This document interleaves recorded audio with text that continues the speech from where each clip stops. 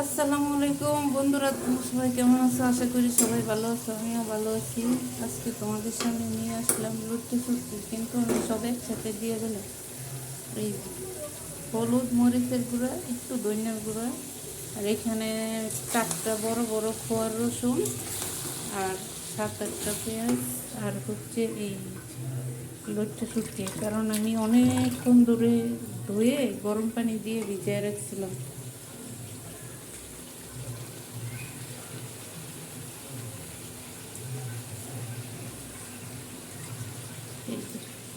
এগুলাতে অনেক ভালো থাকে।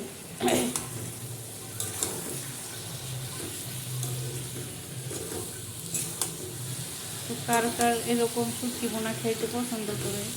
অনেকেই এত পেঁয়াজ রসুন দেয় নাই, কিন্তু আমি আবার যে পেঁয়াজ রসুনটা এখানে দিয়েছি, এই পেঁয়াজ রসুনটা অনেকেই 5 থেকে 7 কেজি গরুর মাংস করে দেয়। কিন্তু আমি আমি পেঁয়াজটি একটু কম খাই, রসুন অনেক খাই শুটকিতে।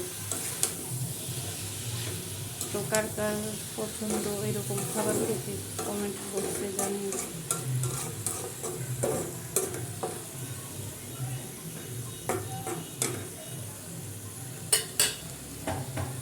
দেখে দেবো, পানি দেবো না, এইভাবেই একদম